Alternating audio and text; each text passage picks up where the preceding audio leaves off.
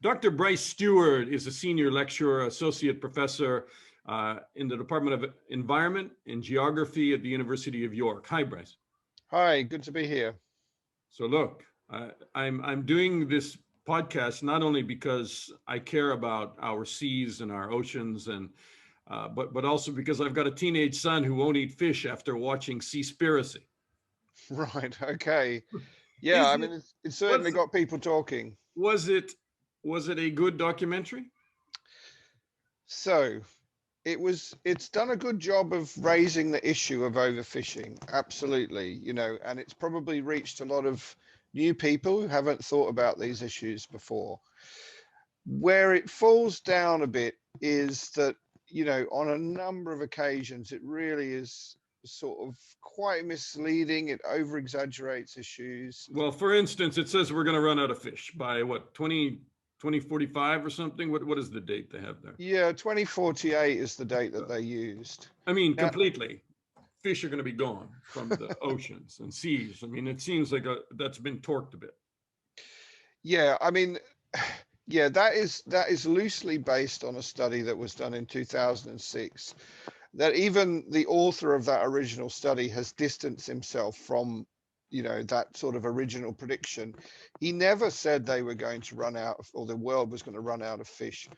What he said was, based on how things were back then, that if we kept overfishing at the rate that we were going, we would get to the state where, all fish stocks were overfished or quite depleted by 2048. There'd still be fish in the sea. There's maybe millions, billions of them, but, populations would be down in a bad place. The problem with that is that it was really a simple prediction. So, it was based on nothing changing at all.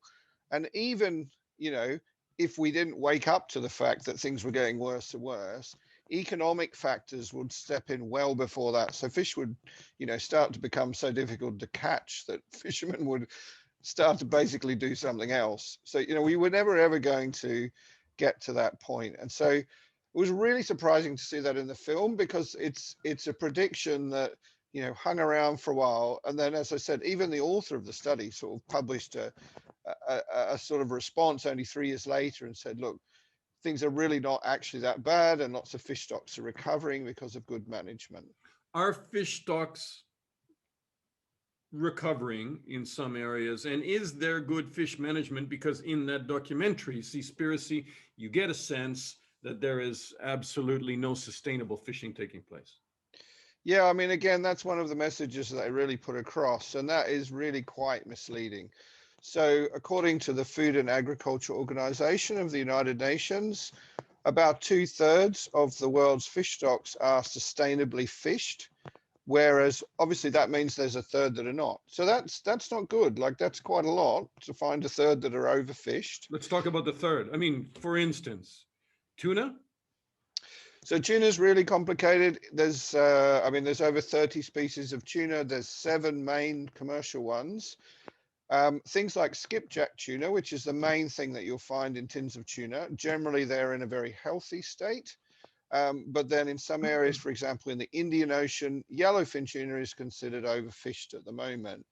And then bluefin, which is the biggest of the tuna species, has been very badly overfished, but is actually starting to recover. So here in the UK, we're starting to see bluefin appear along the south coast in large numbers, that has not been seen for decades. Why are they starting to recover? Combination of good management that, was quite late in coming, to be fair. So stocks really of bluefin got driven down to low levels through the 90s and into the early 2000s. But, pressure from both scientists and conservation groups finally got the managers to really take the hard decisions to restrict commercial fishing. And that's basically it. I say simply what you're trying to do in fisheries management is keep your capital in the bank, which is a healthy fish stock, and live off the interest, basically, which is the new fish coming through. And so if you start to overfish, then you're basically spending more than your interest, and you start to eat in your capital. Right. But the fishermen, and this maybe not maybe it's not fair to all fishermen because there are some good environmental fishermen out there. And I fish in the Atlantic off Florida, and I know that there are lots of really great fishermen who, educate Absolutely. people, and they say, no, no, this is catch and release, that, Yeah, yeah. big groupers and Goliath groupers, and the swordfish have absolutely done a remarkable comeback. Mm-mm. There are tons of sharks down there. I mean, more than they've ever seen. And generally, they are not fished and capped, and or if they're snagged, they're not brought on board at all. Right. But the fishermen who really go out in these massive trawlers that you see in the documentary, where they're scooping up, anything in those nets and destroying coral and running these huge lines across the ocean floor, I mean, they're still out Yeah, this is it. And this is why we have a third of the there. world's fish stocks overfished. There is bad practice out there, absolutely. And there is a significant amount of illegal fishing. It's thought to account for roughly 20% of the world's fish catch. Now it's pretty uncertain because, like most illegal activities, it's hard to keep a tab on them.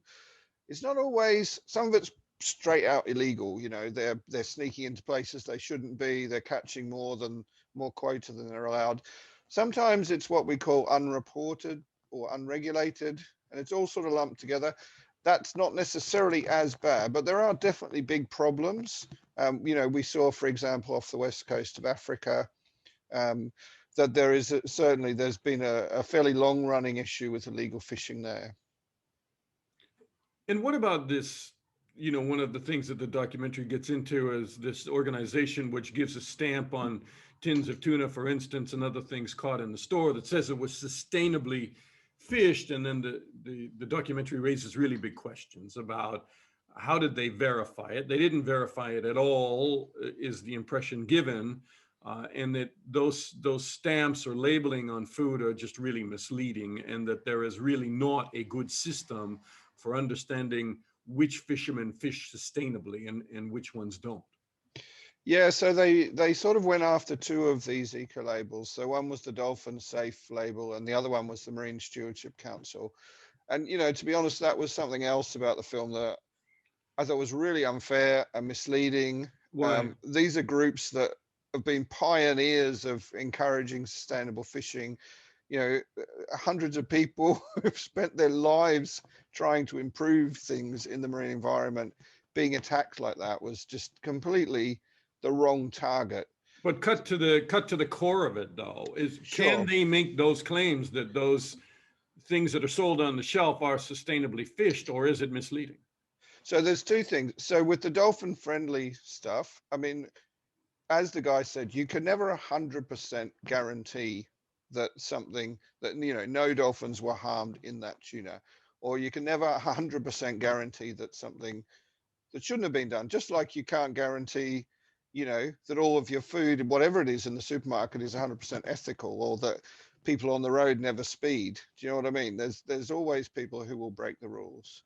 If we take the case of the Marine Stewardship Council, um, who have this really sophisticated system for getting fisheries to improve, so really improving their sustainability in terms of not only the amount of the sort of target species they take, but also the effects of the fishery on the wider environment, and then also the management of the system, making sure there isn't illegal fishing and things like that. I mean, they now certify 10% of the world's fisheries, or the fish landings. I personally can't think of another organization who've done more than them to encourage sustainable fishing. So you don't just it's not a rubber stamp. You actually go through a process that takes years. You often have to make lots of changes to get this certification. And so, and they're completely transparent. Everything that they do, the whole process is open to the public online. So are really unfair targets of this, this sort of this dismissive claim that the film made. What did you think of fish farming? I mean, in that movie, they open a garbage bin, and there's rotting fish there, and you would never want to eat farmed fish, which is, by the way, the majority of what I see on the counter today. you would never want to eat farmed fish after watching the documentary. Is is there are there good fish farms where the fish are healthy and they're pink and they're not being uh, colored so that the flesh looks pink instead of filthy gray or white? Yeah, so definitely, aquaculture or fish farming is an essential part of food security for the planet. We've got 3 billion plus people who get 20% or more of their protein from fish and seafood. Um, and over half of that comes from fish farming. And fish farming is a really diverse industry. A lot of it is actually freshwater. It's things like carp and tilapia and catfish. Um, and then even in the ocean, we have really good choices like farmed shellfish, farmed oysters, mussels, scallops, etc. With the farmed salmon that they did focus on, yes, there are definitely some issues with that. And we saw some of them in the film and they're not pleasant. Fish they do have mass die-offs. They have issues with parasites. Um, there's issues with the use of chemicals and things like that that they use in the farms, and the effects of basically the fish poo on the environment as well. They're really trying to address those issues, or some businesses are. Mm-hmm. For me, they need to move faster. So in Scotland there was a parliamentary inquiry a couple of years ago that came up with something like 70 recommendations for what the industry should do to improve its practice. And as far as I know, it's really lagging behind on responding to that. Although that's their reputation, right? I mean, if they don't clean that up and they have more people come out and to show some of the dark side of fish farming, I mean, that's gonna damage them in the long term. You would think that the incentive is there to improve the way that they harvest fish and the way that they farm fish. Yeah, absolutely. I think that is a big deal because, a lot of the marketing talks about the fish coming from, say, the pristine waters of Scotland and things like this. A lot of it's exported. I know quite a bit goes to the States, for example.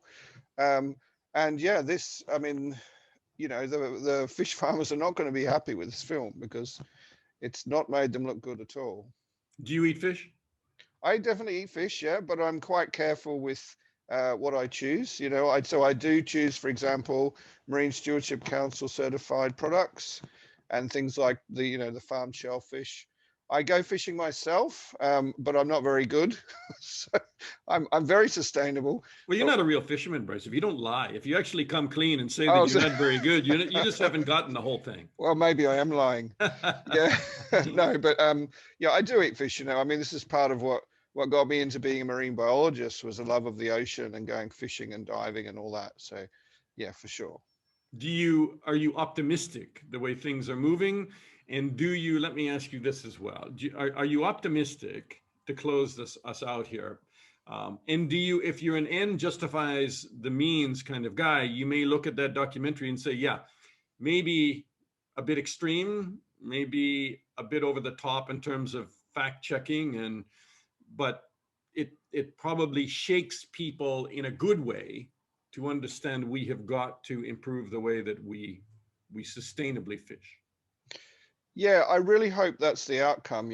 I mean, one of the problems when documentaries or anything that gets into the media makes misleading claims is they can be very hard to dissipate. These sort of zombie statistics that get out there.